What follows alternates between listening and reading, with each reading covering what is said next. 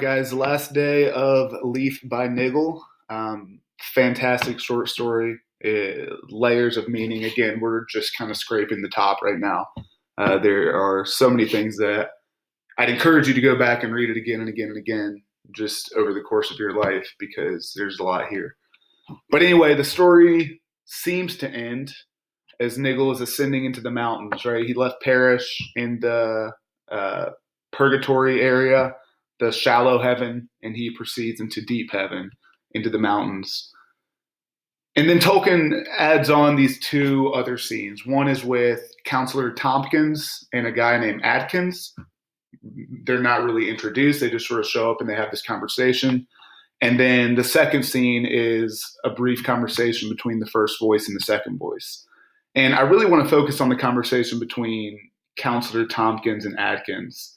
And we figure out as we progress through that Counselor Tompkins is a guy who has moved into Niggle's house.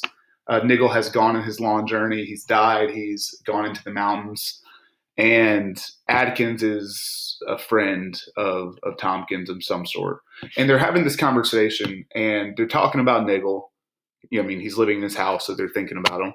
And Counselor Tompkins says, well, he was really kind of a worthless little man. He was of no use. And we're able to piece together as they continue talking that Counselor Tompkins is he's progressive, he's scientific, he's matter of fact, society above all, law above art, etc. Adkins is a little bit more empathetic with Niggle. And so Adkins has this great line where he says, well, it all depends on what you mean by use. And so I want to look at the question, was Niggle, the character of Niggle and his art, his leaves, was Niggle of any use? And I think that's an important question to us because as we consider our own work, whether that be art or, whatever your passion is, we want our own work to be of use. And what does that mean, right? Because we're all going on the long journey eventually. And when we look back, we want to be able to say, like, yes, the things I did were useful. And what does that look like?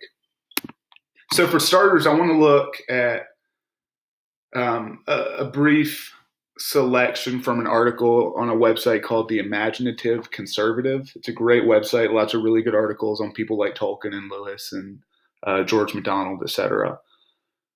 But I want to make sure before we dive into this that you guys are very clear that when we're using words like conservative and progressive in this sense, that this is not politically speaking. There may be some overlap, right? And I don't want to get into that because politics is the furthest thing from my mind right now. What I really want to focus on is conservative and progressive in more of a spiritual sense, a deeper soul sense on where we find meaning. And so this is a great article, and the author says, there is an open space in the human heart, a void that seeks fulfillment, and a hunger that longs for satisfaction. Right, and that sentence right there is the definition of the Zeinzucht that we've been talking about, right? The key that we feel and the knowledge that there has to be a lock. So there's a void that seeks fulfillment and a hunger that longs for satisfaction. Now, there's two ways that people look for that satisfaction. For the progressive, this longing looks to the future. A brave new world is envisioned. An ideology is espoused and an action plan is put into place. So option one is what we see with Counselor Tompkins, the progressive ideal, which is why would we spend time thinking about past things? There's a brave new world ahead of us. We need to be progressing as a society. We need to be coming up with new inventions. We need to be finding meaning in developing the world. And once we have this brave new world, then we'll be satisfied. That longing will be fulfilled. The other approach is what's called a conservative approach. For the conservative, that same longing is not for a brave new world, but for a serene old one, right? A serene old world. And so for the conservative, he feels that void in his heart too, because we all do. And the conservative says, nothing we do on this earth was going to fill that, right? It doesn't matter how perfect society gets. It doesn't matter if there's flying cars and, huge cities like you see in like sci-fi movies and books and things.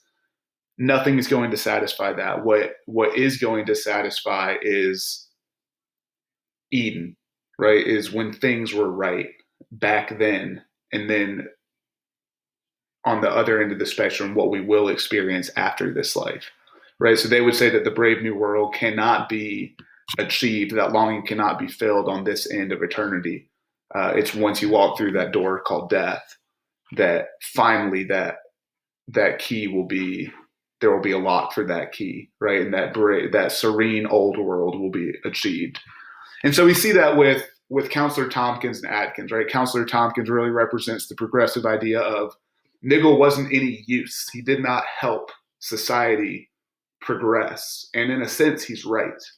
Atkins says, well, he made some really cool art. And for some reason, it's touched me in a way. And so he takes a more conservative approach. And I think it's a good reminder of what our lives and our work should do, and how we can be sure that we are being of use. And maybe a good takeaway in this regard is that our lives and our work should provide glimpses of something greater than ourselves. Our lives and our work should provide glimpses, even if brief, of something greater than ourselves. To me, that's how you know that the things that you are doing are worthwhile, if it provides a glimpse of something greater than you.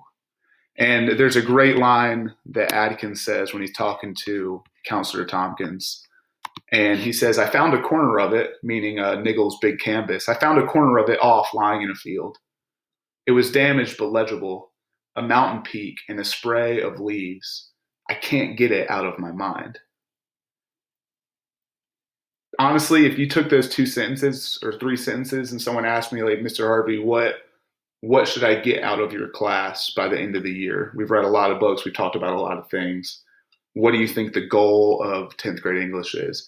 I would say, if I can give you a glimpse of something greater than yourself that you can't get out of your mind, I've done my job, right? And here we have Adkins, who experiences the Zeinzucht because he gets a glimpse of Niggle's picture. And it makes him think of something greater than himself, and he can't get it out of his head. That shows right there that Niggle's life was of use. Okay, the small things that he did, even his one little painting that didn't even get finished, it ingrained something in someone else's head that made them think of something bigger. That gave them a glimpse of something more. That incited that Zeinzucht. And for that reason, I would say that's what makes your work useful. And then later, to end that little section, it says, but eventually the museum was burnt down, and the leaf and Niggle were entirely forgotten in his old country. And I love this line because this is Ecclesiastes in a nutshell. Ecclesiastes comes to the conclusion of, if we're looking for meaning in the things that we do, in and of themselves, it comes up meaningless. However, if we realize that the things that we do are seen as meaningful by someone greater than ourselves, then everything we do has meaning. And we see this exemplified well in Leaf by Niggle, because his one little leaf, his painting, the museum was burned down and it was forgotten, right? Everything was forgotten. And that's not, like that. That's the case in his country. No one remembered Niggle. No one remembered his leaf. No one remembered anything that he had done. But we know that in the new country, his painting was brought to life. His leaf became a part of that tree, became a part of something greater than himself. And even though he was forgotten in the old world, like we all will be, he was alive at last in the new world. And what a beautiful picture of his work. It gave people a glimpse of something bigger. And even though that glimpse in and of itself, his life work, was completely forgotten, it wasn't useless. So that kind of goes back to the question at the beginning. It all depends on what you mean by use. It pointed to something greater than himself. And so our takeaway, I think, or a takeaway from Leaf by Niggle is, what should we do that's of use? And Tim Keller has a really good sermon on Leaf by Niggle, or he references it in the sermon. But this is sort of an abbreviation of his takeaway. And his takeaway was, make your leaf, right? Make the things that pursue your dreams, right? Pursue your work. Be the best teacher you can be the best student you can be the best husband, wife in the future, etc. Whatever it is, be the best that you can be. Not so that you can find meaning in that in and of itself, because that will be forgotten, like Ecclesiastes says. But you make your leaf knowing that there is a tree, that there is something greater, and that your work therefore has meaning. The leaf in and of itself is not meaningful. Well, it is, but it's not satisfactory. It won't fill that hole.